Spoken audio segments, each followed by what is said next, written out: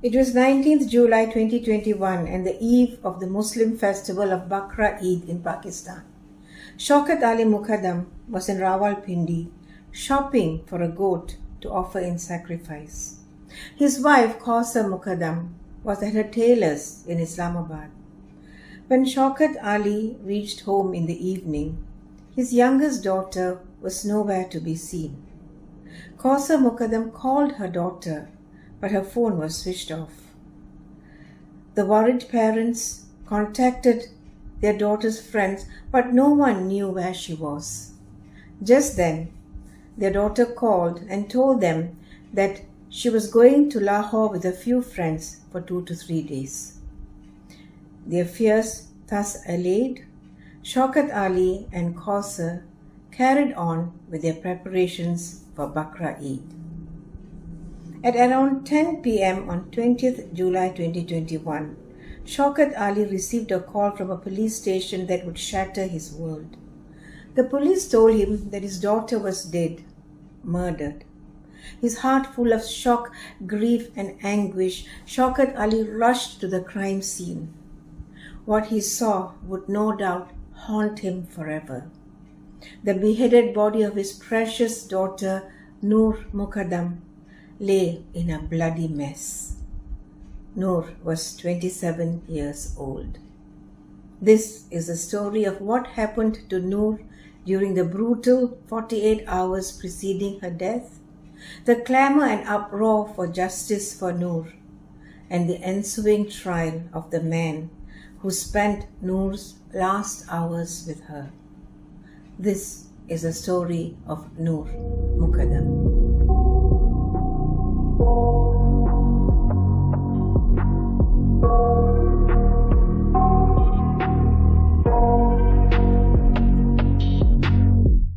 I got nightmares in my head, I fear that the thoughts build up until I can't hear, that my mind fills up into a creature, and it haunts me somewhere much deeper. Anxiety, filling up every space, no privacy, and silently, it could build and build until you finally see, whoa, it's taking over, damn no closure, moving closer. Hello, I'm so happy to see you. Thanks for dropping by my channel. If you're new here, hi and welcome. I'm so glad to meet you. Let me now introduce you to Noor Mukaddam. Noor was the youngest child of ex-Pakistani diplomat Shaukat Ali Mukaddam. Shaukat Ali Mukaddam was the Pakistani ambassador to Kazakhstan and South Korea, and in 1993 he was stationed in Amman, Jordan, on diplomatic business. On the 23rd of October 1993, a beautiful daughter was born to him and his wife, Kausa Mukaddam. She weighed 11 pounds when she was born and was a big, beautiful and healthy baby. They named her Noor, which means light or radiance in Urdu and Arabic. Coincidentally, Queen Noor was the Queen of Jordan in 1993. Noor had an elder sister, Sarah, who is 9 years her senior, and an elder brother, Muhammad Ali, who is 6 years older than Noor. Noor was therefore the baby of the family and the light of their lives.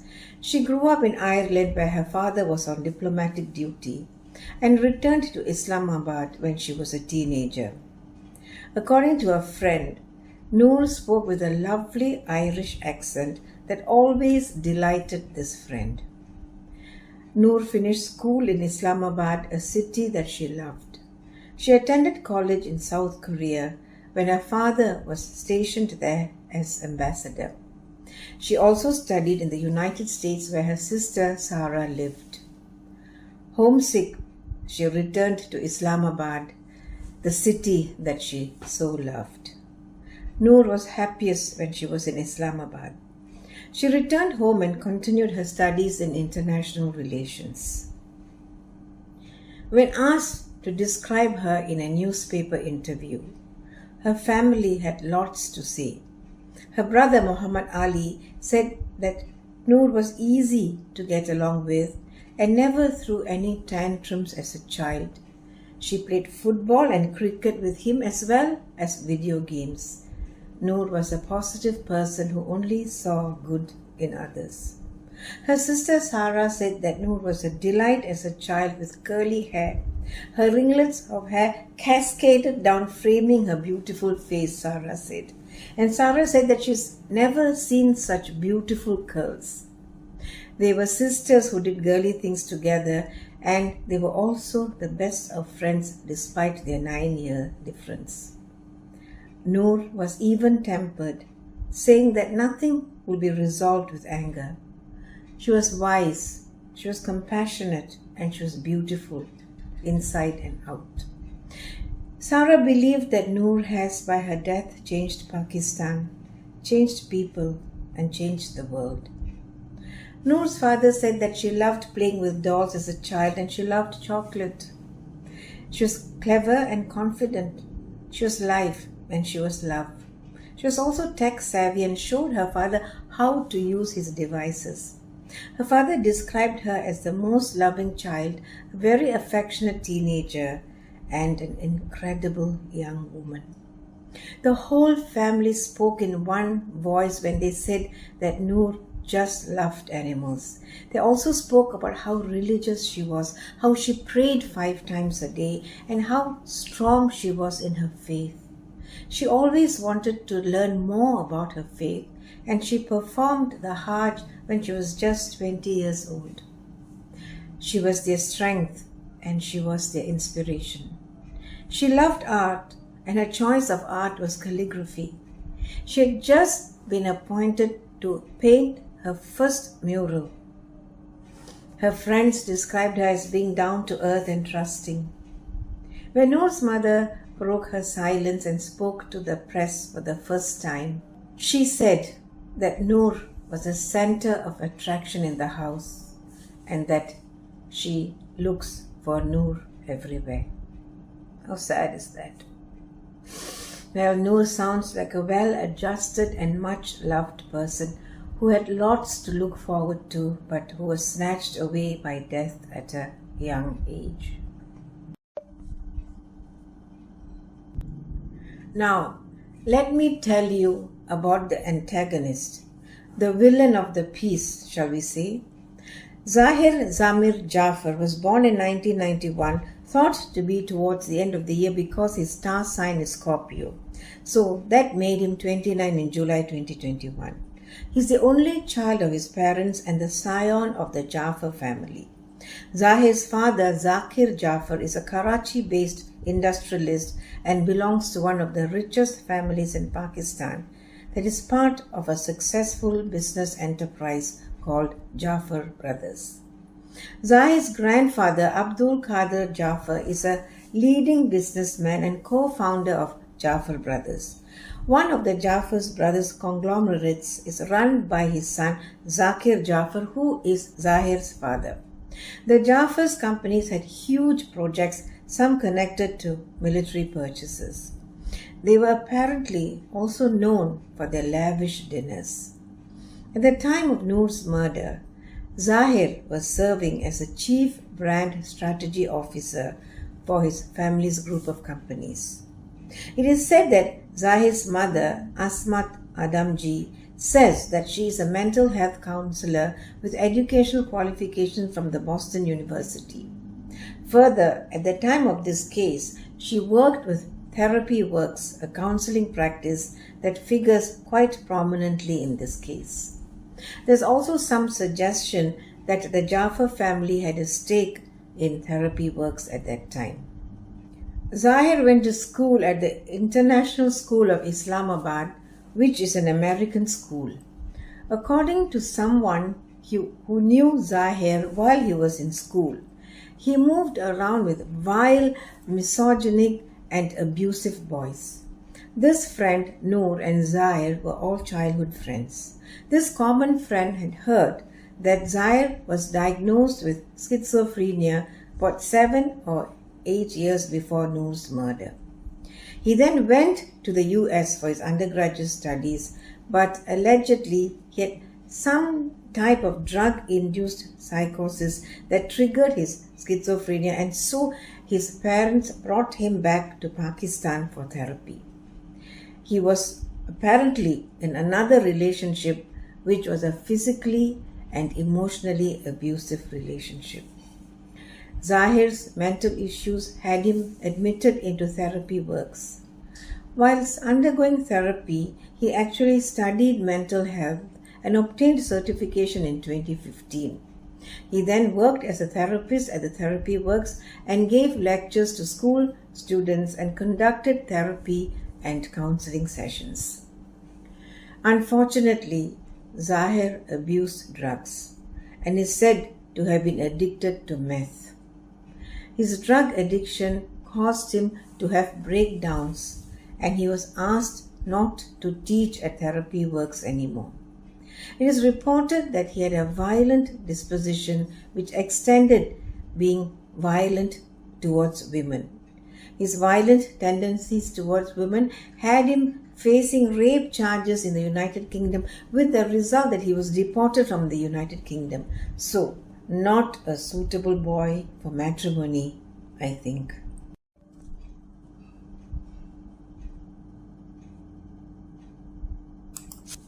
Unfortunately, these tendencies of Zahir were probably unknown to Noor and her family. So when childhood friends Noor and Zahir became a couple, both families must have welcomed the relationship. Nothing very much is known about Noor's and Zahir's relationship. They were together for some 3 years when they split, most probably at the instance of Noor, because apparently she became increasingly uncomfortable in their relationship. They didn't see each other after they split up. Each went their own way. Zahir, who is a dual Pakistani and United States citizen, left for the US but returned to Islamabad on the 6th of December 2019. He then planned to return to the US, and on 7th of July 2021, he booked a one-way ticket to New York. His date of departure was 19th July 2021 at 3:50 a.m. On 18th July 2021, he made arrangements for a taxi to take him to the airport in the early hours of the 19th of July. Now, some reports state that the pair was in regular contact after they split up, although Zahir himself said in court that he hadn't heard from Noor for 6 months until he received a text message from her on the 18th of July 2021. Now, some say that Zahir contacted Noor, and some say that on Sunday, the 18th of July 2021, Noor sent a text message to Zahir a few minutes before 9 p.m. Zahir called her back 4 minutes later. After speaking with Zahir, Noor left her house at Naval Anchorage about 9:05 p.m. En route, Noor sent him 2 messages asking him where he was. She arrived at his house at an upscale neighborhood of Islamabad at about 10:05 p.m. and she was let in. The next day, that is 19th July, Noor's father and mother were in the twin cities of Rawalpindi and Islamabad respectively, busy with preparations for the festival of Bakra Eid that fell on July the 20th that year, as I had mentioned earlier. Then, relieved that their daughter was in Lahore, a city some few kilometers from Islamabad, her parents resumed their preparations for Bakra Eid. At 10:43 a.m. the next day, the 20th of July, Noor's mother received a text from Noor. The mother has said that she couldn't divulge the contents of this message, but some family members informed the media that the text said not to look for Noor or contact the police unless they wanted to see Noor dead. Not long after that text from Noor, Noor Mukaddam received a call out of the blue from Zahir, who told him that Noor was not with him. No one asked him that. He just called up and said, "Noor is not with me." Sometime in the late evening of 20th of July 2021, the phone at the Kosa police station rang.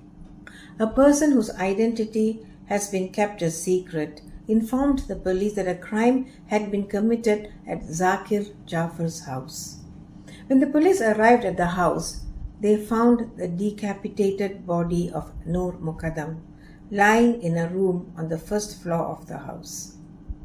Zahir was lying on the ground, all tied up with ropes and cloth, and there was also a group of men with him. These men left when the police arrived. They were later identified as workers from the therapy works. Now, Zahir identified himself and he identified Noor and gave the police the contact number of Noor's father. Shaukat Ali will never forget the night of 20th July 2021. His phone rang at about 10 p.m. It was the Kosa police, and they told him what would put an end to his happiness forever. Noor was dead. She had been brutally murdered. Shaukat Ali Mukaddam rushed to Zahir's house, where the shocked, stunned and grieving father had to identify his daughter, who was lying on the floor decapitated. Oh my God! It would have been traumatic enough for any parent to identify the intact body of a child. I can't imagine Shaukat Mukaddam's agony when he had to identify the bloodied and decapitated body of his daughter. He could never ever unsee that horrible scene. It would be with him every waking moment and form the stuff of his nightmares. But in the midst of this agonizing grief, he knew that he had to do everything to bring justice to Noor. Shaukat spun into action and filed a complaint with the Kosa police station, incriminating Zahir first because he was the most obvious culprit. The employees of therapy works, who would later be charged as co-defendants, were with Zahir. But for now, Shaukat's mind was focused on Zahir and Zahir alone. His complaint was later formalized by the police into a first information report. A first information report, or FIR for short, is a written document prepared by law enforcement upon receiving information of a crime. A FIR is a first step in setting into motion the legal machinery. The police then apprehended Zahir, whose white shirt was torn and bloody. It was later known that the workers from the therapy works had tied him up because he was aggressive, and he had in fact stabbed one of them, who required to be hospitalized. The police took Zahir's fingerprints and also took him into custody. They also took his shirt for forensic analysis. When news of Noor's murder was made public, Pakistan went into overdrive. Women's organizations held protests and people had held vigils for justice for Noor. Netizens posted about Zahir's past alleged acts of violence against women on the internet. These postings mentioned his rape and other sexual harassment cases.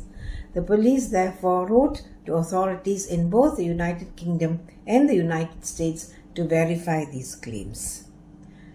After Zahir was apprehended, police searched the crime scene and recovered a Swiss knife with blood on it, an iron knuckle duster, a pistol together with 2 magazines for bullets, 4 cigarette butts from a dustbin, a silver-colored Apple laptop, and a box containing 50 rounds of ammunition.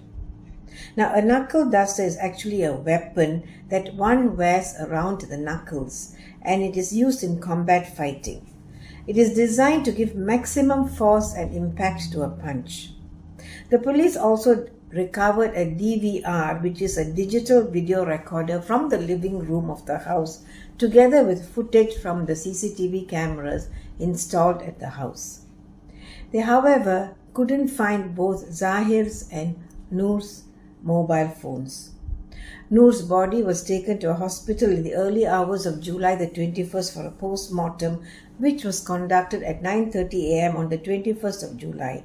Her body was then handed over to Shaukat the same day, and she was buried at the Naval Anchorage graveyard.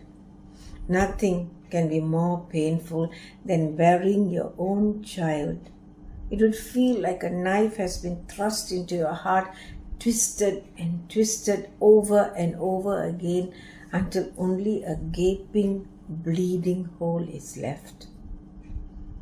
Then more information came forth in the days following the murder. From the footage of the CCTV that was recovered by the police, it was seen that at 2:10 a.m. on the 19th of July, both Zahir and a barefoot Noor left the house with luggage and got into a car which later transpired to be a taxi. After leaving, they, however, returned almost immediately. Noor then tried to run out of the house. She appeared to be very stressed. Her clothes were also torn. As she reached the main gate, the watchman, Iftikhar, closed the gate. Just then, Zahir rushed to her. She is seen on the video footage beseeching him to let her go, but Zahir forcibly took her back into the house. Shortly after that, both Zahir and Noor are seen exiting the house again and getting into the car and leaving. They, however, returned with their luggage in about 5 minutes and went back into the house. It is also seen on the CCTV footage that the next day, that is the 20th of July, Noor jumped off the window of a bathroom on the first floor of the house in a bid to escape. She hurt herself when she fell on the rails. She then limped towards the gate with her mobile phone in her hand. The watchman, Iftikhar, and the gardener, man called Mohammed Jan, were both at the main gate. Mohammed Jan closed the gate, preventing Noor from leaving. After that, Iftikhar left and went into the basement. Mohammed Jan remained at the gate, and when Noor tried to open the gate again, he stopped her. He didn't allow her to go through. Then Zahir can be seen jumping from the first floor himself and rushing to Noor. When he reached her, he snatched her phone from her and locked her up in a little cabin that was on the side of the gate. After a while, Zahir is seen unlocking the cabin and dragging Noor out and into the house. It's quite pathetic seeing Noor being dragged on the ground. Then about 7:40 p.m. on the same day, that is the 20th of July, the CCTV shows a group of people enter Zahir's house. It was later known that these men were the employees of Therapy Works. They are seen outside the premises at about 8:10 p.m. They went back into the house and at about 8:25 p.m. they were seen carrying an injured man out of the house. It is later known that Zahir made several phone calls to his parents between 2 p.m. and 7 p.m. on the 20th of July, which was when the police believed the crimes against Noor were committed, considering the fact that the post-mortem places the death sometime between 6:30 p.m. and 7:30 p.m. on the 20th of July 2021. These calls were detected from the CDR, that is the call detail record that was retrieved, which showed that calls were made, but it doesn't say what was spoken, just that the calls were made. In view of these developments, Shaukat Ali made supplementary complaints on the 24th of July 2021 against Zahir's parents, Zakir Jafar and Asmat Adamji, based on these call detail records that they were in contact with Zahir during the time that Noor was murdered. It is reported in the media that according to police investigations, Zahir called his parents at 2:21 p.m., 3 p.m., 6:35 p.m. and 7 p.m. on the 20th of July 2021, and in one of those calls he told his parents that he had killed Noor. His father allegedly told him not to worry and that he will take care of it, he'll attend to it. Zakir then called Zahir of Therapy Works and asked him to get his son out of the house and into the premises of the Therapy Works as a patient so that will help him in his defense. Shaukat Ali's supplementary complaint was also against the Jafar employees, namely the watchman Muhammad Iftikhar, the gardener Muhammad Jan, and Jafar's cook Jamil Ahmad, who Shaukat alleged were complicit in Noor's death. With these supplementary complaints, several more charges were added, and Zakir Jafar, Asmat Adamji, Muhammad Jan, Muhammad Iftikhar, and Jamil Ahmad were arrested on the 24th of July 2021. The CDR, that's the call detail record, also revealed that Zahir's parents were in constant touch with Zahir, who is the head of Therapy Works. So, Shaukat Ali filed a complaint against Tahir Zahur and his 5 employees, whose names were Dilip Kumar, Wamik Riaz, Samar Abbas, Amjid Ali and Abdul Haq. These were the men who were in the house with Zahir when the police came in. Tahir Zahur and all his 5 employees were arrested on the 15th of August 2021. They were all granted bail on the 23rd of August 2021. So altogether, 12 people were arrested. They were their main guy, Zahir Jafar, his parents, Zakir Jafar and Asmat Adamji, their gardener, Jan Mohammed, their watchman, Muhammad Iftikhar, their cook, Jamil, 5 Therapy Works employees, and Tahir Zahur, the head of the Therapy Works. The bail applications of Zahir's parents were rejected and they were held in custody awaiting trial. Tahir Zahur, on his part, filed criminal proceedings against Zahir for attacking and injuring one of his staff on the 20th of July 2021. Remember, that's the guy he stabbed. During his interrogation, Zahir confessed to the police that he killed Noor because she refused his proposal of marriage, his offer of marriage. It was also reported that on another occasion he said that he killed Noor because she was in contact with another man and that made him angry. He also led police to another room on the first floor of his house where he retrieved Noor's phone from a closet in that room and handed Noor's and his phone to the police. The phones were later sent for forensic tests and to retrieve any deleted data from them. Zahir was given a polygraph test and a potency test which confirmed that he was medically fit to perform a sexual act. It was also determined that Zahir's DNA and fingerprints proved that he was involved in Noor's murder. Zahir's DNA was found in the seminal fluid found in Noor and under Noor's fingernails. The police also revealed information that Zahir did in fact use his gun to shoot Noor, but the bullet got stuck in the barrel. The police said that Zahir was not drunk and he was sane when he was apprehended, but during his remand he acted in an abnormal manner, trying to show that he had mental problems. It was all an act, just an act.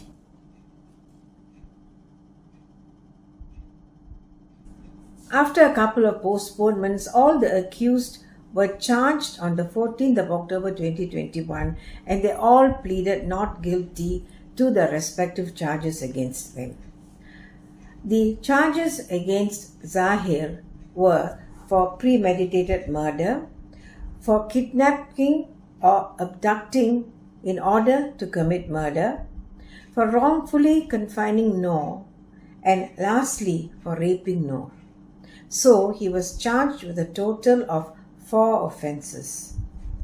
Muhammad Jan, Muhammad Iftikhar and Jalil Ahmad were charged with abetting the abduction or kidnapping of Noor, abetting Noor's murder, wrongfully concealing or confining or keeping in confinement an abducted person, thirdly, being legally bound to give information to a public servant, intentionally omitting to give such notice or furnishing such information, and finally, knowing that the action or inaction will likely facilitate the commission of an offence punishable with either death or imprisonment, voluntarily concealing or omitting to give notice of such intention to commit such offence.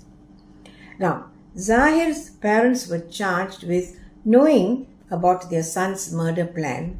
They facilitated him, and as such, they aided and abetted Zahir in Noor's murder, in her abduction, and in her wrongful confinement. Secondly, they were charged with destroying evidence with the intention of shielding the offender, that is Zahir, from punishment, or giving false information with the intention of shielding the offender, that is Zahir, from punishment. And thirdly, for failing to give notice of the intention of the offender to commit a crime that is punishable with death or imprisonment. The charges against Tahir Zahur, that is the head of the therapy works, and his gang of 5 men were for destroying evidence and for failing to give notice of the intention of the offender to commit a crime that is punishable with death or imprisonment.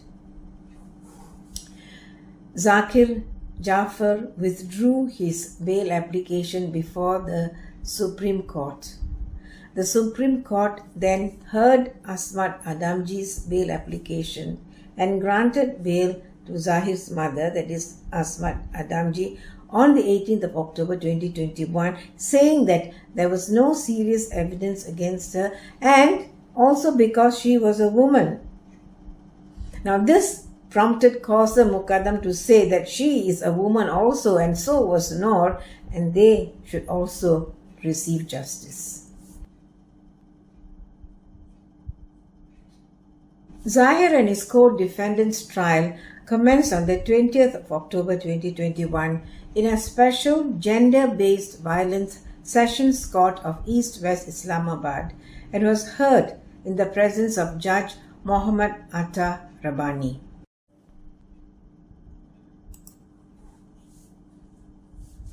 The prosecution had 18 witnesses who were Noor's father, police officers, and medical personnel. The trial took 4 months and 8 days to complete.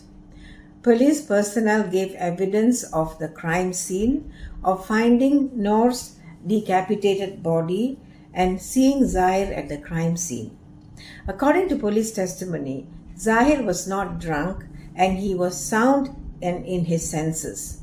They then contacted Shaukat Ali, who arrived at about 10:58 p.m. and identified the body as that of his daughter Noor.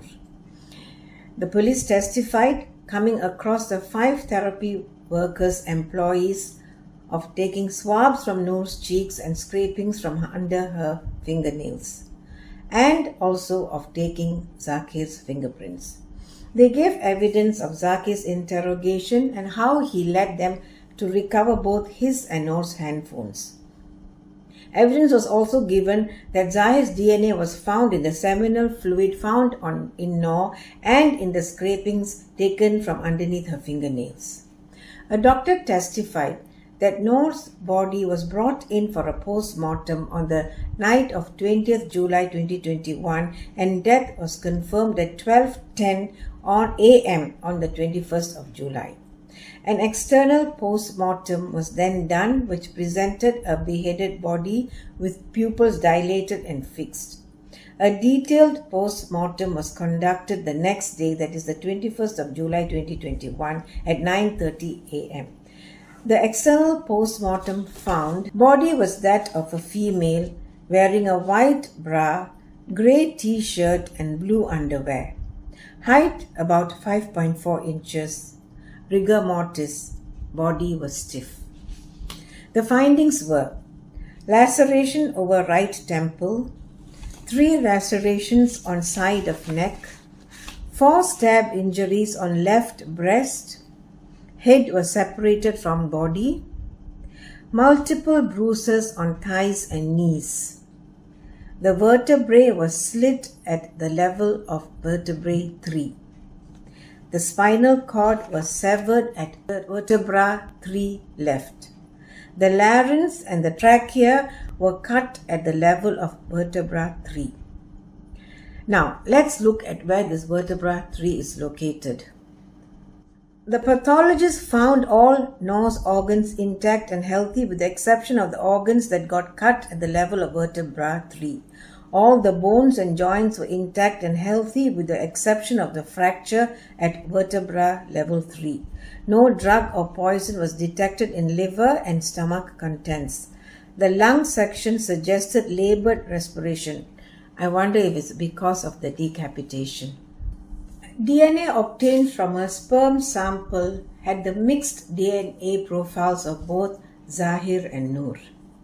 The horrifying and terrifying finding of the post-mortem was that the probable cause of death was, and I quote, lack of blood supply to brain due to separation of head from body.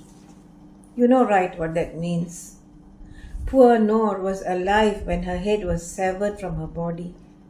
When I first read about this case, I honestly thought that the decapitation was post-mortem. But no, the evil, deranged murderer killed her by beheading her. It gets more horrifying because the post-mortem report goes on to say that the time between injury and death was 5 to 10 minutes. Noor, poor Noor, was in agonizing throes of death for 5 to 10 minutes. Now that's an insane length of time to suffer. My research on Swiss knives has shown that the longest blade of a Swiss knife is 93 mm, which converts to about 9.3 cm. It will probably take 5 to 10 minutes to sever a head with a Swiss knife, especially with the victim struggling in agony. A killing of this nature is most deserving of the death penalty, especially if it is done deliberately without any infirmity of mind. But that was not all. Before that, he tortured her with the iron knuckle duster, badly bruising her body. He stabbed her in the left breast. He then dishonored her by raping her before his ultimate evil act of beheading her. That was his choice of murder, beheading. Whoever did that deserves no mercy, and the killer was allegedly Zahir Jaffer, the son and heir of one of the wealthiest industrialist families of Pakistan. The post-mortem report also stated that death was 9 to 10 hours before the post-mortem. Therefore, as the post-mortem commenced at 9:30 a.m. on the 21st of July, Noor would have died between 6:30 p.m. and 7:30 p.m. on 20th of July. Police officers testified about the items that they recovered from the crime scene, including the murder weapon, which were all kept in safe custody, and they also testified about the seizure of the mobile phones of the rest of the accused persons. A doctor testified that Zahir was brought to him for the purpose of conducting a potency test. He found Zahir to have fully developed secondary sexual characteristics. In his opinion, Zahir was medically fit to perform the sexual act. Another doctor testified that the other accused were all brought to her and she collected all their blood samples and swabs of the cheek. A prosecution witness who was a computer operator testified that he checked the DVR system that was installed in the TV lounge on the first floor of Zahir's house. He checked the system and showed the CCTV video footage to the inspector and converted it into a hard disk which he handed over to the police. The video footage from the CCTV was played in court, and this showed Zahir's and Noor's movements outside the house and Noor's attempts to escape from Zahir's house, but was prevented. Shaukat Ali was the prosecution's 18th witness, and he testified about what happened on the 19th of July 2021 when he came home from Rawalpindi and found that Noor was not at home, and the steps that he took that saw all the 12 accused arrested and charged. Zahir disrupted the proceedings on many occasions and hurled abuse at the judge in a bid to have himself declared as mentally unstable. Because of this, he was forcibly removed from court. On one occasion, he was carried out of court on a stretcher. His defense team used these instances to have him declared as having a mental disorder so as to free him from the charges. The judge therefore ordered that Zahir be examined by doctors to see whether he was mentally okay. He was examined and the doctor's opinion was that he was mentally fit. Further, no previous mental health history of Zahir was presented before the court. In fact, a video of Zahir and Noor dancing was shown, which showed Zahir acting quite normally. The judge therefore dismissed the application and said that it's obvious from the video footage that Zahir is fine and he is fit. The prosecution closed its case on the 2nd of February 2022. Their case was that Noor went to Zahir's house on the night of the 18th of July 2021 at about 10:05 p.m. and except for a few sightings of her, she was confined in the house by Zahir as shown in the CCTV footage. Zahir confined Noor and killed her because she refused to marry him. This was admitted by Zahir himself not only once but a couple of times. He even told journalists during the trial that he killed Noor with a knife because he was angry. No one knows what really happened during the time that Noor was confined in the house. That information is solely within the knowledge of only Noor and Zahir. But it was a fact that Zahir and Noor were in the room together, that Noor was murdered, and all the forensic and other evidence collected led to Zahir as the killer. There is no evidence that Noor had consumed drugs. Zahir tried many stunts in court to try and declare himself as mentally ill, but he was instead assessed by doctors to be sane. Taking all the evidence together, the conclusion can only be that Zahir killed Noor. Their case against the Jafar's employees was that, as can be seen from the CCTV footage, these employees prevented Noor from escaping and didn't alert the police. The case against Zahir's parents, Tahir Zahur, and his workers, the 5 workers, was that both Zahir's parents were in continuous touch with their son and Tahir Zahur. This is noted in the DVR. They told Zahir to send his workers to the house and destroy any evidence. Fortunately, the police arrived. Otherwise, the workers would have destroyed any evidence and removed Noor's dead body and whisked Zahir away from the crime scene. The prosecution submitted that if Zakir Jafar had called the police instead of Tahir, and if his employees had not prevented Noor from escaping, she could have been saved. She would have been alive. The defendants were asked to reply by the judge after the prosecution closed its case.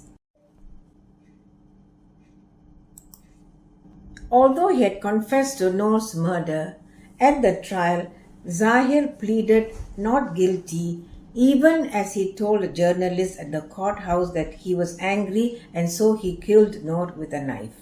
In court, however, he said that he was falsely implicated and that he is innocent.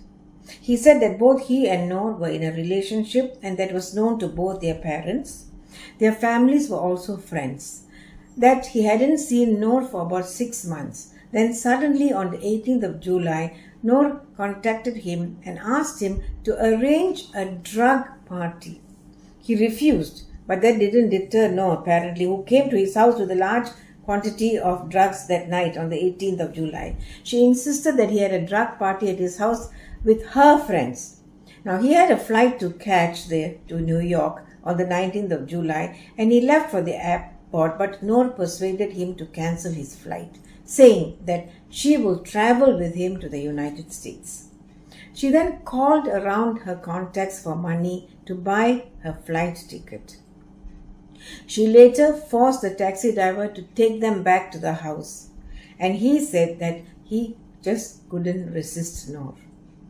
She invited her friends over to his house the next day in the afternoon for a drug party, and her friends came because he was alone at home, his parents being away in Karachi for Bakra Eid.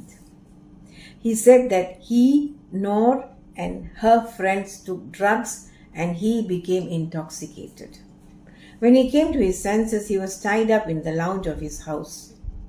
He was later rescued by the police, and he found out that Noor was murdered by someone who was taking drugs with them. He claimed that his parents and he were falsely accused.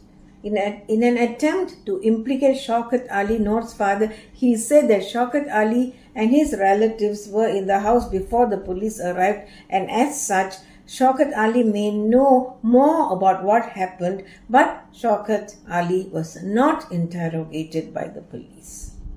Zahir went on to say that social media made him guilty and that he was charged because Noor's father was an influential person. He even said that the sitting senior superintendent of police at that time had found Noor's luggage with a large quantity of drugs in it, and when he disclosed this, he was instantly removed and the whole matter hushed up. All his co-defendants had an identical reply to the charges against them, which was that all the charges were trumped up against them by the influential Shaukat Ali, and they were all innocent with no evidence against them. Zahir also testified that he sent his workers from the therapy works to the house for medical intervention and that he was completely unaware that a murder had occurred in Zahir's house. The watchman, gardener, and cook submitted the same defense and said that there is absolutely no evidence that they abducted and wrongfully confined Noor or aided and abetted in her abduction and murder. The 5 workers from the therapy center argued that they arrived at the house for medical intervention. The police agreed that they did not destroy any evidence, and in fact one of them was even stabbed by Zahir and had to be hospitalized. They said that they held Zahir for 25 minutes before the police arrived. Instead of calling them as witnesses, the prosecution had added them as defendants, and that there is no evidence of any wrongdoing on their part.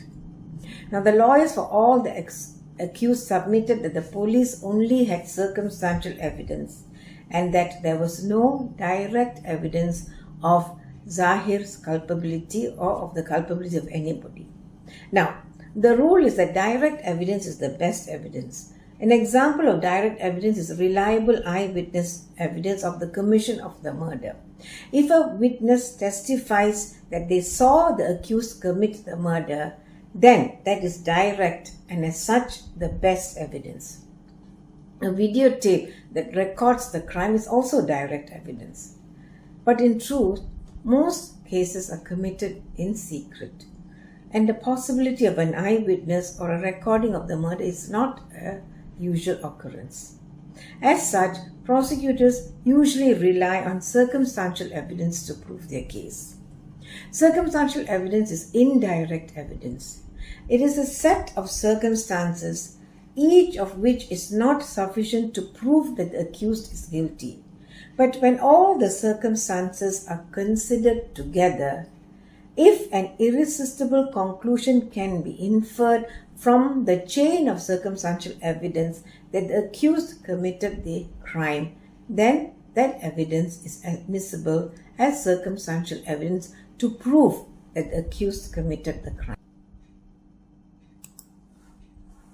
The judge acknowledged that this was a case that was not founded on direct evidence, but rather on circumstantial evidence that was based on modern techniques and forensic evidence.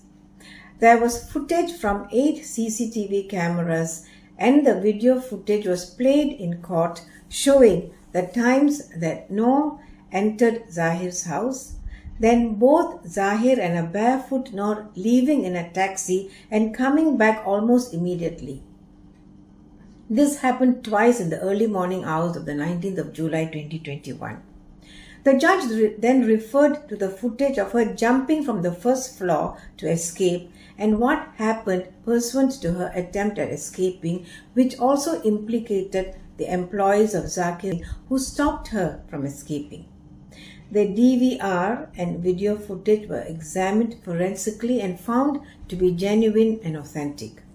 The faces in the footage were identifiable. Both Noor and Zahir were alone in the room where Noor's body was later found. The items recovered by the police were sent for forensic testing. The post-mortem report confirmed that Noor was raped, and the seminal fluid and scrapings taken from under Noor's fingernails had Zahir's DNA. The judge found that although Noor had gone to Zahir's house voluntarily, when Zahir prevented her from leaving and forcibly took her into the house, it was then that he committed the act of abduction. He then wrongfully confined her in his room, raped her, and then killed her by beheading her with his Swiss knife. He therefore convicted Zahir on all the charges against him. As for the Jafar's workers, the watchman, the cook, and the gardener, the judge said that it is seen from the CCTV video footage that it was both the watchman and the gardener who had prevented Noor from leaving. The cook was never at the gate, and he was nowhere to be seen outside the house. He was therefore inside the house, and there is no evidence of him being complicit in the crimes. The judge therefore acquitted the cook, Jamil Ahmad. He ruled that both the gardener, Muhammad Jan, and the watchman, Muhammad Iftikhar, aided and abetted Zahir in abducting Noor. As for aiding and abetting Noor's murder, the judge found that both Muhammad Jan and Iftikhar were not aware of what was happening inside the house, and as such, they were not guilty of aiding and abetting Noor's murder. Now, he also found them guilty of concealing or omitting to give notice of an intention to commit an offense that is punishable with death or imprisonment, knowing that such act or omission will likely facilitate the commission of such an offense. He also found them guilty of the last offense, i.e. being legally bound to give information to a public servant, intentionally omitting to give such information or furnishing such information. Now, coming to Zahir's parents, it was an undisputed fact that they were in Karachi, which is 1,137 kilometers from Islamabad. It is a 2-hour flight. Further, the evidence against them is essentially the CDR, the call detail record, which admittedly showed that they were in communication with Zahir and Tahir Zahur of Therapy Works. However, there were no text messages or a transcript of the conversation put in evidence by the prosecution. As such, the only thing that the CDR reveals is that the parties spoke to each other. Therefore, it cannot be presumed that Zahir's parents asked Zahir to abduct, wrongfully confine or kill Noor, or instructed Tahir Zahur to destroy evidence. Also, there is nothing to show that both Zahir's parents sitting in Karachi had any idea that Zahir was going to kill Noor. As such, there is no proof that Zahir's parents aided and abetted Zahir in abducting, wrongfully confining and killing Noor, and they were accordingly acquitted by the judge. As for Tahir Zahur, while it is admitted that according to the CDR, he was in communication with Zahir's parents and he did dispatch his workers to Zahir's residence, there is no evidence as to the actual conversations between Tahir and Zahir's parents.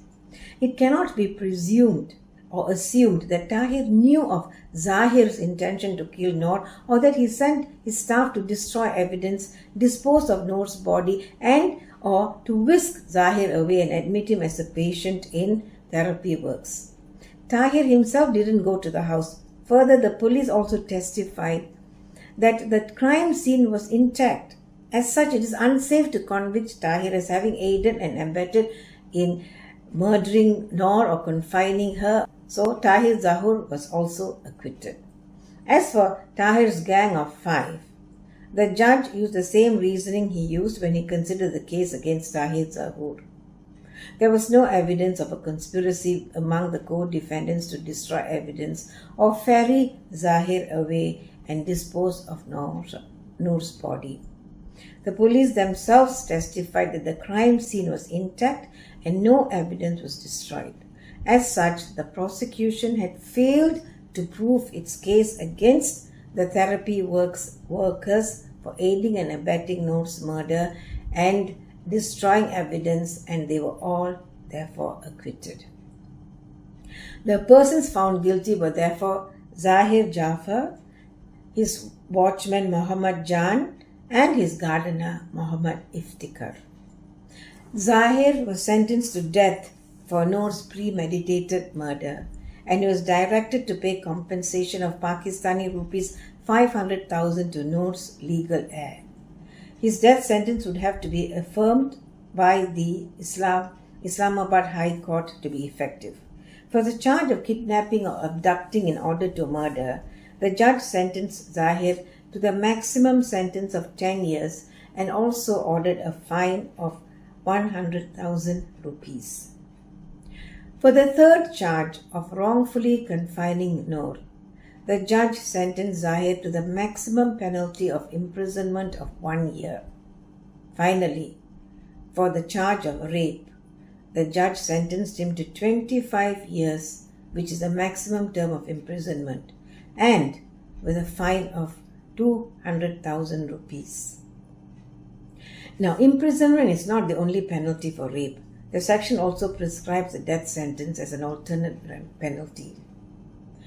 The sentences were to run concurrently, that is, at the same time.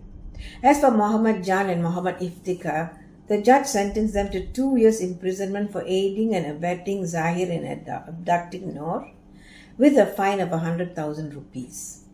The judge sentenced them to 10 years imprisonment, with a fine of 100,000 rupees for the offence of wrongfully concealing or confining a person, knowing that the person has been kidnapped or abducted. For the third charge of concealing or omitting to give notice of an intention to commit an offence that is punishable with death or imprisonment, knowing that such act or omission is likely facilitate the commission of such an offence, they were both imprisoned for 7 years each and fined 100,000 rupees each. And finally, for the charge of failing to give information to a public servant by a person who is legally bound to give such information, both of them were sentenced to imprisonment for 1 month. All the sentences were ordered to run concurrently, that is, at the same time. Zahir Jafar appealed his sentences to the Islamabad High Court in March 2022. The High Court reserved judgment on the 21st of December 2022 after hearing his appeal. On the 13th of March 2023, the Islamabad High Court rejected his appeals and went further by substituting his prison sentence for rape with the death sentence. So he ended up with 2 death sentences after his appeal. The High Court also dismissed the appeals of the Jafar's watchman and gardener. Noor's father also filed appeals on the 12th of March 2022 against the acquittal of the others, including the cook Jamil. Noor's father's appeals and the appeals of the state against the acquittals were also not allowed by the Islamabad High Court. Zahir has filed an appeal to the Supreme Court of Pakistan against the decision of the Islamabad High Court, but this appeal has not yet been heard by the Supreme Court of Pakistan. Now, Noor's murder sparked a public outcry against how the women of Pakistan are treated. There was immediate angry response to Noor's murder and a widespread cry for justice for Noor, spearheaded by women's groups. The anger of the women of Pakistan and the several protests and vigils brought into sharp focus how deeply patriarchal the country was and how this patriarchal society discriminated against women who had no protection from the men in their lives. Some said that because Noor came from an elite family, the daughter of an ex-diplomat, her case saw the light of day quickly. This was opposed to the widespread situation where the women who suffered this growing violence were from impoverished backgrounds, and quite often their deaths passed unnoticed. In the rare cases that see the light of day, only about 3% of the perpetrators were convicted. An activist described the growing violence against women as a silent epidemic. It is hoped that Noor and the many others who were murdered by their men didn't die in vain and would be a collective force to change the way the country sees and treats women. That's all from me now. Until I see you again, take care, be vigilant, and be kind. Bye.